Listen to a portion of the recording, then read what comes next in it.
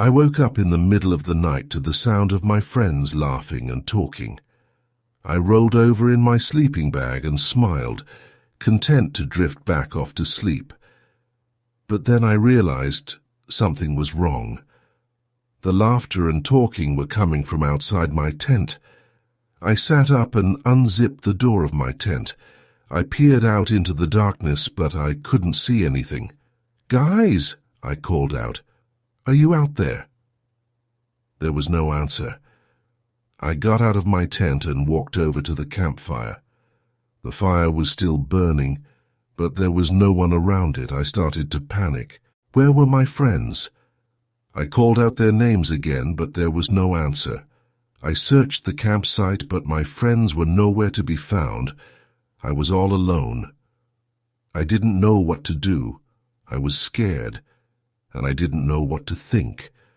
I decided to go back to my tent and wait until morning. Maybe my friends had just gone for a walk and they would be back soon, but I couldn't sleep. I kept thinking about where my friends could be. I finally drifted off to sleep in the early hours of the morning. When I woke up, the sun was already shining. I got out of my tent and looked around. My friends were still gone. I started to search the campsite again, but I still couldn't find them. I was starting to get desperate. I didn't know what to do. I decided to pack up my camp and go back to civilization. I couldn't stay in the woods any longer. I packed up my camp and started walking down the trail. I walked for hours, but I didn't see any signs of civilization. I was starting to get tired and hungry. I knew that I couldn't keep walking much longer. I decided to sit down and rest for a while. I sat down on a rock and closed my eyes. I took a few deep breaths and tried to relax, but then I heard a noise behind me. I turned around and saw a figure standing in the trees. The figure was tall and thin, with long dark hair. It was wearing a long white dress. The figure stepped out of the trees and walked towards me. I stood up and backed away. "Who are you?" I asked. The figure didn't answer. It just kept walking towards me. I turned and ran. I ran as fast as I could, but the figure was faster. The figure grabbed me from behind and pulled me to the ground. I tried to fight back, but the figure was too strong. The figure held me down and looked into my eyes. "Don't worry," the figure said. "I'm not going to hurt you."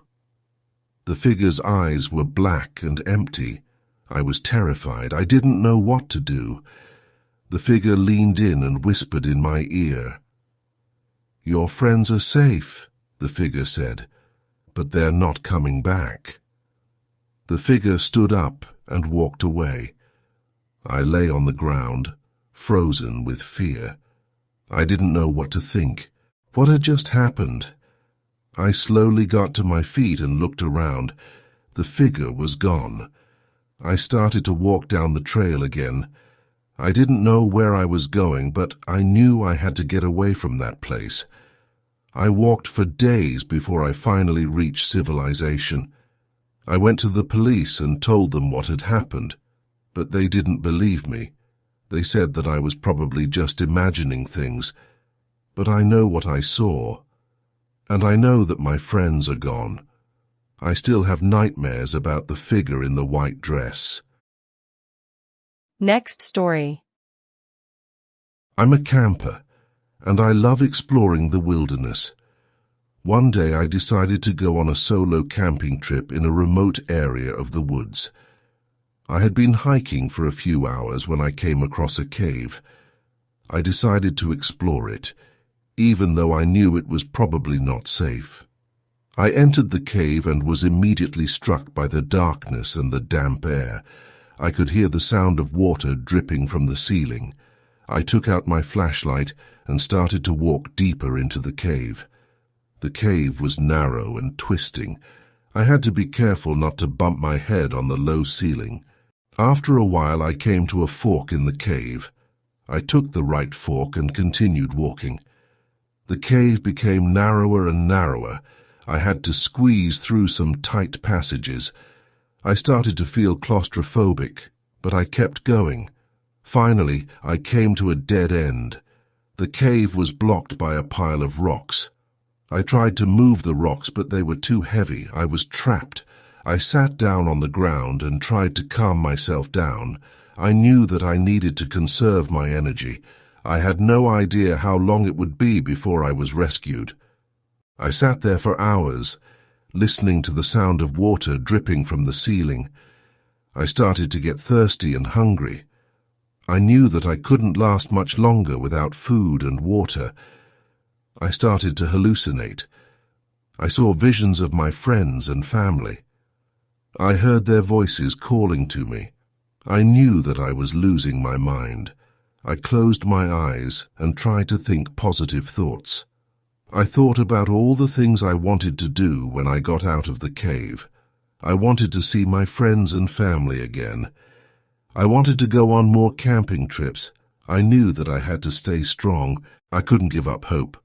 I don't know how long I was trapped in the cave. It felt like an eternity. But then one day I heard voices. I opened my eyes and saw a group of rescuers standing in the entrance of the cave. They had finally found me. I was so happy to see them. I was alive. The rescuers helped me out of the cave and gave me food and water. I was so weak that I could barely walk. They took me to the hospital where I was treated for dehydration and malnutrition. I made a full recovery, but I will never forget the time I was trapped in the cave. It was the most terrifying experience of my life. Next story. I was on a solo camping trip in the remote mountains. I had been hiking for a few hours when I came to a clearing. I decided to set up camp there for the night. I pitched my tent and gathered some firewood. I started a campfire and cooked myself a simple dinner. After dinner, I sat by the campfire and enjoyed the peace and quiet of the wilderness. I was about to go to bed when I heard a noise. I looked around, but I couldn't see anything. I got up and walked around the campsite, but I still couldn't see anything. I shrugged and went back to my tent. I zipped up the door and got into my sleeping bag. I was just about to fall asleep when I heard the noise again. It was closer this time. I sat up in my sleeping bag and listened. I could hear the sound of something moving through the bushes. I was scared, but I didn't want to panic. I knew that if I stayed calm, I would be more likely to survive. I unzipped the door of my tent and peered out. It was too dark to see anything. I could hear the sound of the thing getting closer. It was right outside my tent. I knew I had to do something. I couldn't just sit there and wait to be attacked. I reached for my flashlight and turned it on. I pointed the flashlight at the entrance of my tent, and then I saw it. It was a bear. The bear was huge. It was standing on its hind legs, and it was looking at me with its cold black eyes. I was frozen with fear. I couldn't move. The bear roared and lunged at my tent. It tore the tent open with its claws and reached inside. I screamed and tried to crawl away, but the bear grabbed me by the leg and pulled me out of the tent. The bear threw me to the ground and started to maul me. I felt its claws and teeth tearing at my flesh. I screamed in pain. I thought I was going to die. But then, just as suddenly as it had started, the bear stopped attacking. It stood over me for a moment, breathing heavily. Then it turned and walked away. I lay on the ground, bleeding and battered. I was alive, but I was badly injured. I managed to crawl back to my tent and drag myself inside. I zipped up the door and lay down in my sleeping bag. I was too weak to move. I knew that I needed help, but I didn't know how to get it. I lay there for hours waiting for the sun to come up. When it finally did, I crawled out of my tent and started to walk down the trail. I knew that I needed to find help. I walked for hours, but I didn't see anyone. I was starting to lose hope. but then I heard a noise. It was the sound of a helicopter. I looked up and saw a helicopter flying overhead. I waved my arms and shouted.